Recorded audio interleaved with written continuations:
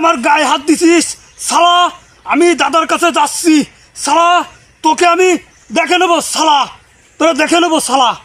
যা যা, তোর কে আছে নিয়ে আয়, যা।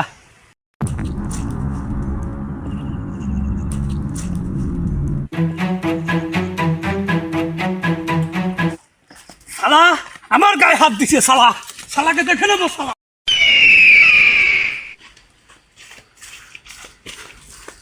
দাদা দাদা। আরে কি হয়েছে? হ্যাঁ বল রমেশ, কি হয়েছে? ওই পাড়ার রহিম শালা আমায় মেরেছে শালা। শালা দাদা এর বিচার আপনার করতে হবে। শালা আমায় মেরেছে শালা, আমায় মেরেছে দাদা। কি? আনন্দ, জি দাদা বলেন। ও যে বললো যে ওই পাড়ার রহিম ওকে খুব কেলিয়েছে, তুই যা তো ওই শালা রহিমকে তুই ছোঁয়াই দেয় যা। দাদা এ কাজ দাদা আমার দ্বারা হবে না দাদা। কেন? দাদা ছেলেটা খুব ভালো দাদা। ওই এক সময় আমার বাসায় আগুন ধরছিল, ও একা থাইকে দৌড়দৌড়ি করে সে লোকজন এনে আমার ঘরটার সে ও রক্ষা করেছে দাদা। আমার মনে হয় না দাদা এই রমেশে ও খালি খালি মারিছে, নিশ্চয়ই রমেশের দোষ আছে দাদা। আমার দ্বারা হবে না দাদা। শোনো গৌতম, জি দাদা। ওই ওই রহিম আছে না, ও শালাকে তুমি খতম করে দিয়েছো, যাও। না দাদা, আমি তো এই কাজ করতে পারবো না দাদা। আমার মনে হয় আমাদের রমেশেরই সমস্যা দাদা, কারণ রহিম ছেলেটা খুবই ভালো ছেলে, আমরা একসাথে একই এলাকায় চলাফেরা করি। ও আমার মেয়ের জীবন বাঁচিয়েছে দাদা। আপনি এই কাজ আমাকে দিয়েন না দাদা। দাদা আমি আপনার কাছে হাত জোর করছি দাদা, আপনি এই কাজ আমাকে দিয়েন না দাদা। আমি এই কাজ করতে পারবো না দাদা।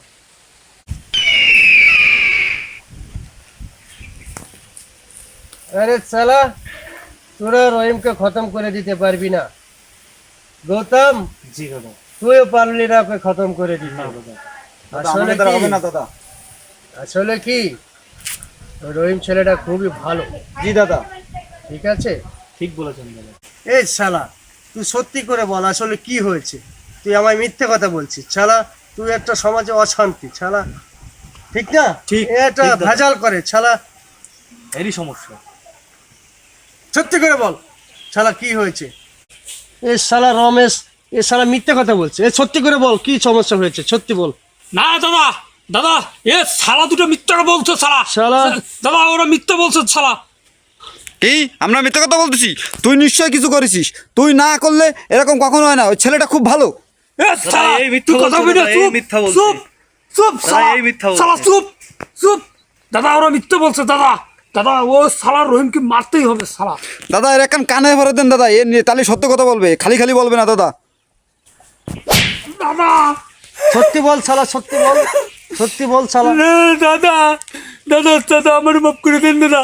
দাদা সত্যি আমি যখন আসতেছিলাম শালা রহিম ভাইকে আমি দেখিনি শালা, তখন একটু ঘায়ে লেগে গেছে।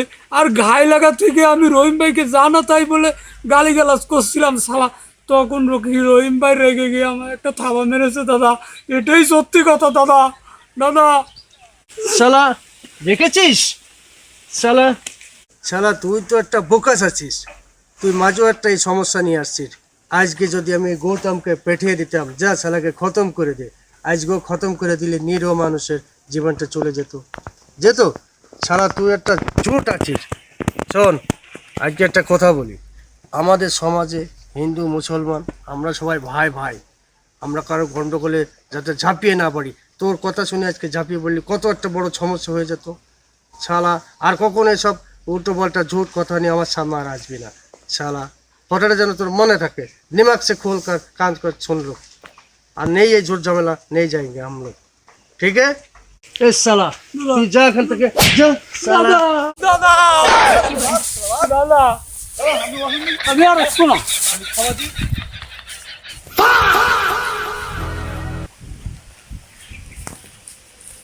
আসলে কি, রহিম ছেলেটা খুবই ভালো, জি দাদা। ঠিক আছে? ঠিক বলেছেন দাদা। আমরা তো আসলে মুসলমানদের দোষী। সমাজে কিছু মুসলমান কুলাঙ্গার আছে যা ওরা ওদের ধর্মটাকেই মানে না, ওরা সমাজে হট্টগোল লাগিয়ে থাকে। আমাদের ধর্মে কিছু কুলাঙ্গার আছে, এই কুলাঙ্গাররা দেশে অশান্তি করে থাকে। আর এদের জন্য আজকে আমাদের সমাজে এই অবস্থা। আমাদের সমাজে হিন্দু মুসলমান আমরা যে মিলেমিশে থাকি, গৌতম কথাটা বুঝো, জি দাদা। আমাদের কোনো অশান্তি নাই। নাই। আমরা সনাতনীরা কখনো চাই না কোনো অশান্তি হোক সমাজে, আর মুসলিমরাও চায় না কখনো সমাজে অশান্তি হোক। ওদেরটাও শান্তির ধর্ম, আমাদেরটাও শান্তির ধর্ম। কিন্তু এই শালা কুলাঙ্গাররাই যতদিন এই দেশে থাকবে, এই অশান্তি করবে, এই হিন্দু মুসলিমের সমস্যা যাবে না। আর এই ছোট সমস্যার থেকে একদিন বড় সমস্যা হয়ে যাবে। তাই এখনের থেকে যদি আমরা সোচ্চার না হই, একদিন বড় সমস্যা হয়ে দাঁড়াবে। ঠিক কাজ করেছেন দাদা, একদম সঠিক কাজ করেছেন দাদা। এই শালাটা ভেজাল আছে শালা।